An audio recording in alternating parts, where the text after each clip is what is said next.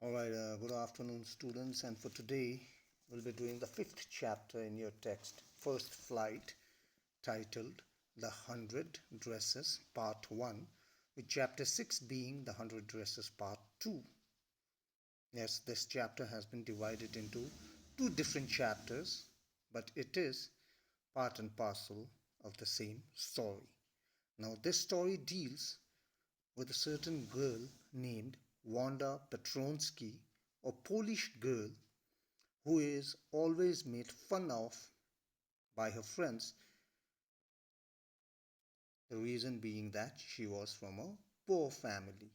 All right, and this story has been narrated from the perspective of a friend named Maddie. It's a very interesting story, so please do read the text along as I'm doing the reading with you. So we begin. Today, Monday, Wanda Petronsky was not in her seat. But nobody, not even Peggy and Maddie, the girls who started all the fun, noticed her absent.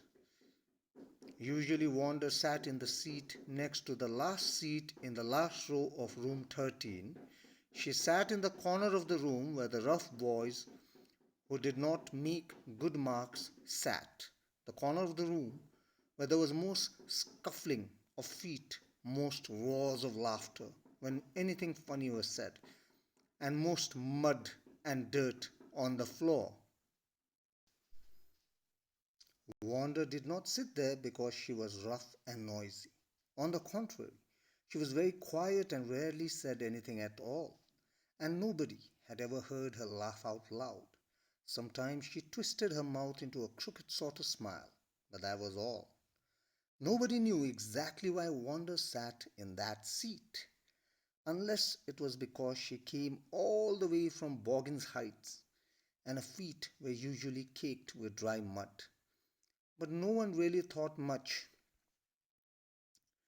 about Wanda Petronsky. Once she sat in the corner of the room. The time when they thought about Wanda was outside of school hours, at noontime when they were coming back to school, or in the morning early before school began, when groups of two or three or even more would be talking and laughing on the way to the schoolyard. Then sometimes they waited for Wanda to have fun with her.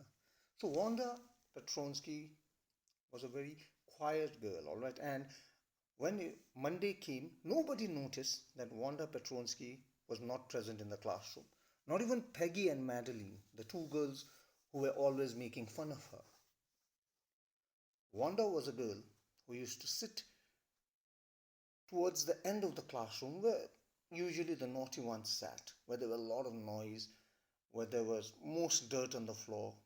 And it was not because she was noisy. She was very quiet. In fact, nobody even saw Wanda smile properly. She sometimes gave a crooked sort of smile, and she was always silent. And nobody even cared what Wanda was up to, because she used to come from a poor neighborhood called Boggins Heights, and her feet were usually caked with dry mud. And nobody bothered to talk with Wanda. It was only during the noontime or in the early mornings before school began that they waited on her just to make fun of her. The next Tuesday, Wanda was not in school either, and nobody noticed her absence again. But on Wednesday, Peggy and Maddie, who sat down front with the other children who got good marks and who didn't track in a whole lot of mud, did notice that Wanda wasn't there. Peggy was the most popular girl in school. She was pretty. She had many pretty clothes and her hair was curly. Maddie was her closest friend. The reason Peggy and Maddie noticed Wanda's absence was because Wanda had made them late to school. They had waited and waited for Wanda to have some fun with her, and she just hadn't come. They often waited for Wanda Petronsky to have fun with her. So Monday they didn't notice. Even on Tuesday they did not notice Wanda's absence. But it was on Wednesday that Peggy and Maddie, two girls noticed Wanda's absence because Wanda's absence had made them late for school. They were waiting outside the school to make fun of Wanda, but she never came and they got late for school, and that is how they now started noticing that Wanda wasn't coming to school. Wanda Petronsky. Most of the children in room 13 didn't have names like that. They had names easy to say, like Thomas, Smith, Alan. There was one boy named Bounce, Willie Bounce, and the people thought that was funny, but not funny in the way that Petronsky was. Wanda didn't have any friends. She came to school alone and went home alone. She always wore a faded blue dress that didn't hang right. It was clean, but it looked as though it had never been ironed properly. She didn't have any friends, but a lot of girls talked to her.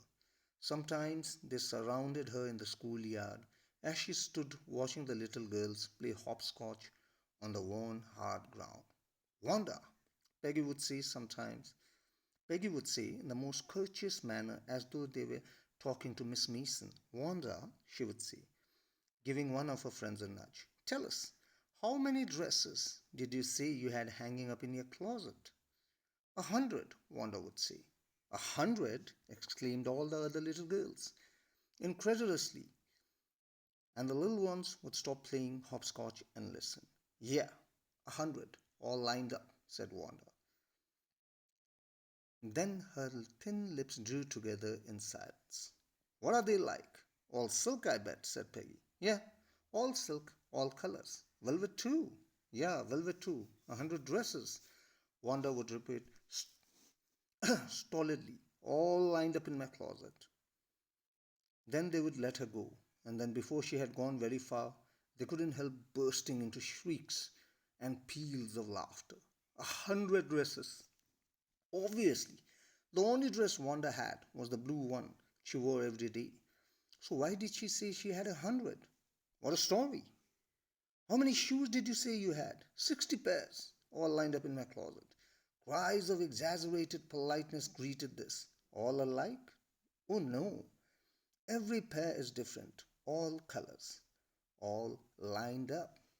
And so, now we get an example of how conversation used to take place between Wanda and the other girls. See, the first thing that struck out to other children about Wanda was her name itself, Wanda Petronsky, which was a very strange name for her, for the other girls, for they were used to more easier names like Thomas, Smith, and Alan. And how they would make fun of Wanda is in the way that a certain Miss Peggy would call to Wanda in a very polite way, and she would ask her, how many dresses do you have? And Wanda would reply, 100 silk dresses, velvet dresses, all lined up. And then and once Wanda left, they would laugh because Wanda was always wearing one blue skirt, a faded blue skirt. It was clean nonetheless, yet it wasn't ironed and it looked very old. She only wore that single dress to school, and they knew that this is the only dress she has, so why is she lying? And then they would ask her, how many shoes did you say? And Wanda would reply, 60 different pairs of shoes.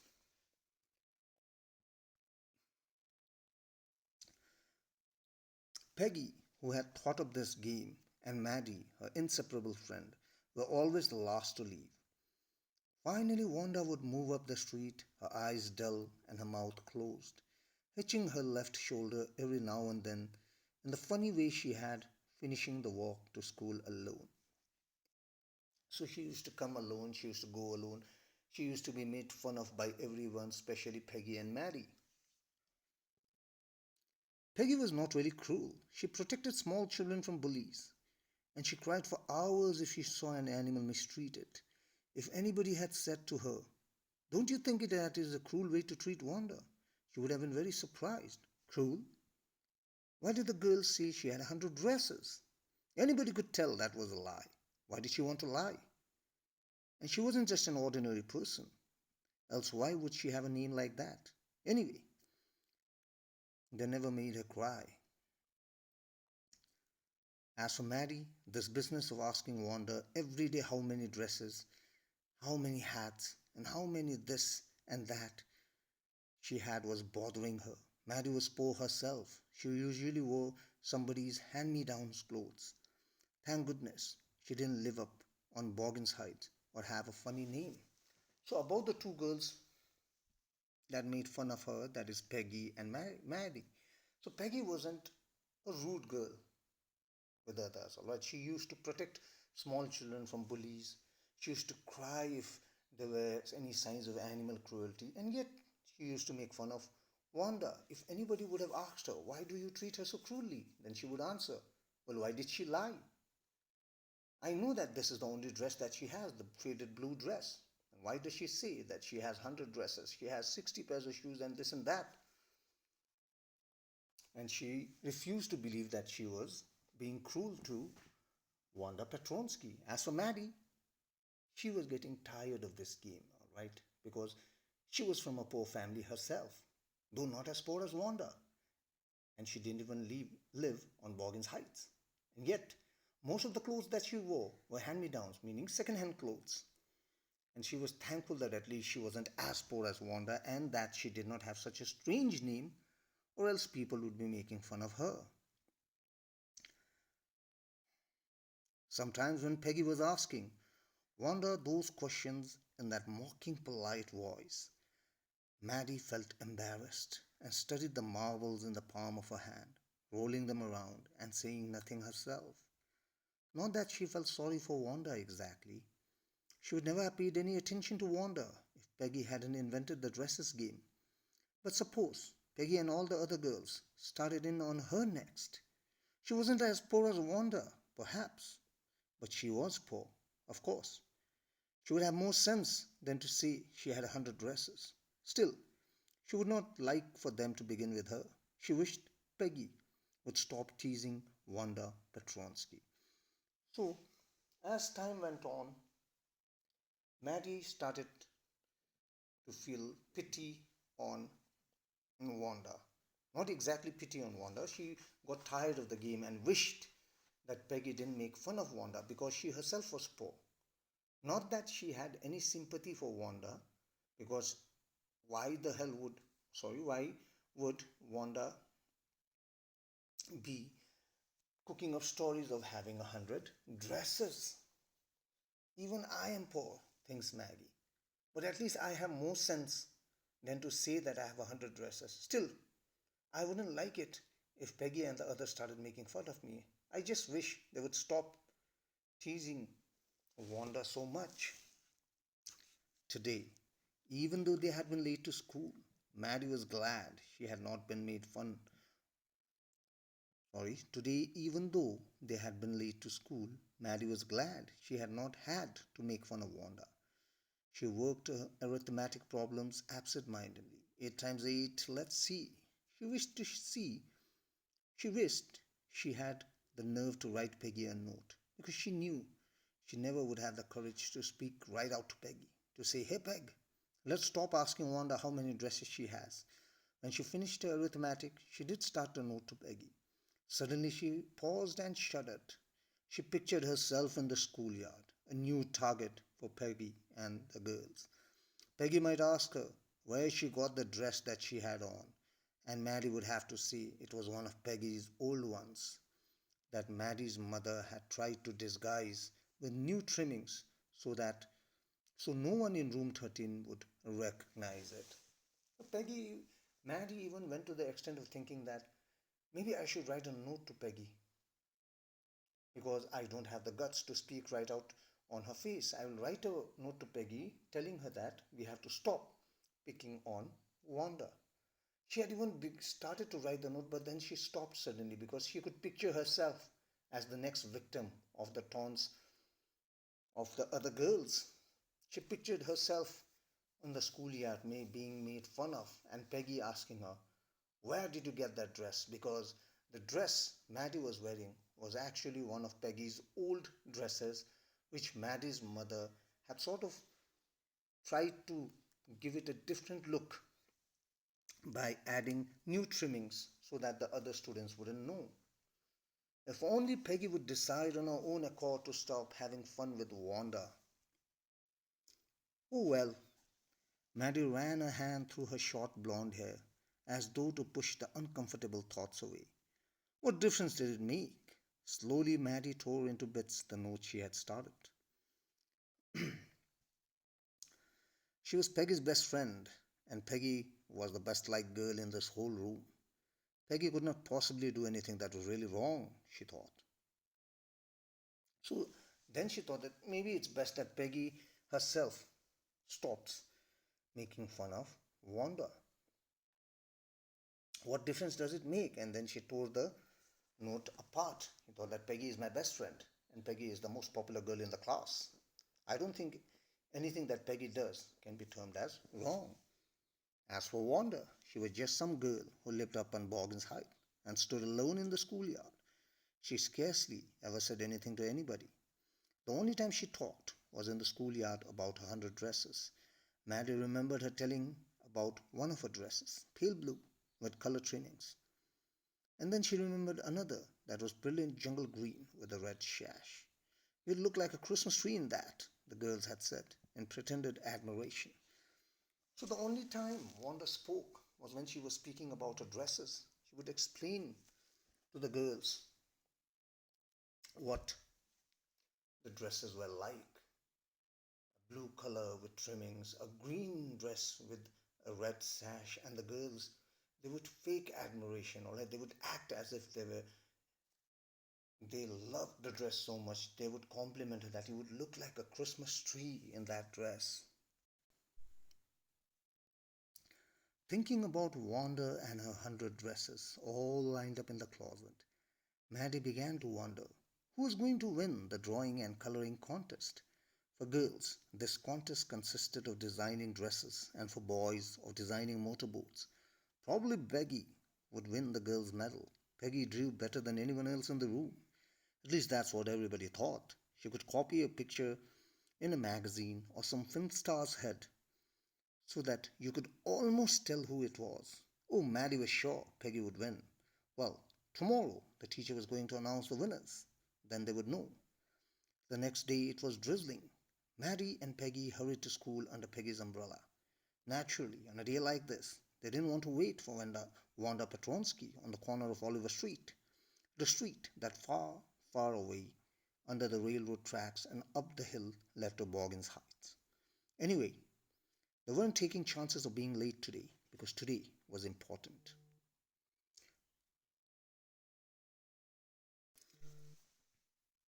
Now, Maddie starts talking about a contest, a drawing contest to be exact, and was wondering who would win. And then she answered her own question by stating that, of course, Peggy would win. She's the one who can, or rather, who has a knack for drawing. The girls would have to draw dresses, and the boys would have to draw motorboats. And Peggy was sure to win, for she was able to make portraits of people from magazine to the extent where one could almost see the resemblance. She was pretty good. And the results would be announced the next day. So the next day it was raining, and Peggy and Maddie came to school under Peggy's umbrella. They didn't even wait for Wanda, Wanda Petronsky near Oliver Street, where they usually sat to make fun of her. It was raining and they didn't want to be late for school, and it was an important day at school. The results of the drawing competition were to be announced. "Do you think Miss Mason will announce the winners today?" asked Peggy. "Oh, I hope so, the minute we get in," said Maddie. "Of course you'll win, Peg." "Hope so," said Peggy eagerly. The minute they entered the classroom, they stopped short and gasped. There were drawings all over the room, on every ledge and windowsill. Dazzling colors and brilliant, lavish designs, all drawn on great sheets of wrapping paper. There must have been 100 of them, all lined up. These must be the drawings of for the contest. They were. Everybody stopped and whistled or murmured admiringly. As soon as the class had assembled, Miss Mason announced the winners. "Jack Beggles had won for the boys," she said. and his design for an outboard motor was on exhibition in room 12, along with the sketches by all the other boys. As for the girls, she said, although just one or two sketches were submitted by most, one girl in room 13 should be proud of her. This one girl actually drew 100 designs, all different and beautiful. In the opinion of the judges, any one of the drawings is worthy of winning the prize.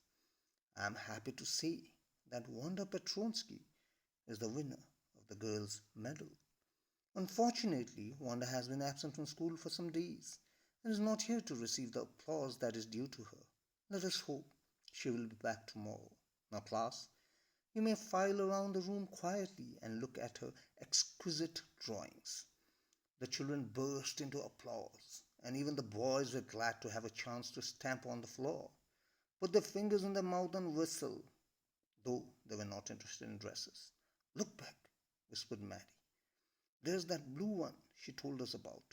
Isn't it beautiful? Yes, said Peggy. And there's that green one. Boy, and I thought I could draw. So they reached school and they were very excited about the result. And they were talking to her themselves. And I hope Miss Mason announces the winners. And Maddie replied that, of course you would win, Peggy. And Peggy thought so too. She said, I hope so too. But when they entered the classroom, that is room 13, they were in for a surprise. The entire room was decorated with over 100 dresses. All beautiful, all different colors. And then the teacher came and then made the announcement that there were one or two drawings submitted by each participant, but then one girl had entered over 100 different designs. And so now she announced the winner. The winner for the boys category was Jack Beggles, and his drawing along with the drawing of the other boys were hung up in room 12. And the winner for the girls category was none other than Wanda Petronsky, who had submitted over 100 different drawings of different dresses. And according to the teacher, even the judges thought that each and every one of this drawing was worthy of winning the first prize. And then she said, the teacher announced that it is unfortunate that Miss Wanda is not present for quite few days, and I hope she will be here very soon for the applause that is due to her.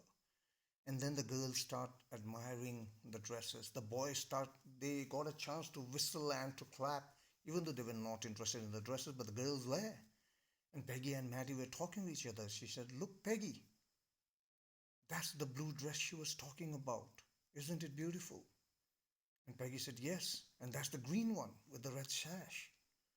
And I thought I could draw. And this, my dear students, where part 1 ends. All right, the realization, Peggy and Maddie, that the 100 dresses that Wanda always used to talk about were the dresses that she had drew on wrapping papers, each and every one of them looking beautiful and lovely. And now maybe they will have a change in heart, but that we will only know when we are doing part 2. So until we do the part 2, please go through part 1, read the entire story line by line, find the difficult words, underline them, and look out for the meanings as well. Right? Until the next chapter, take care and stay safe.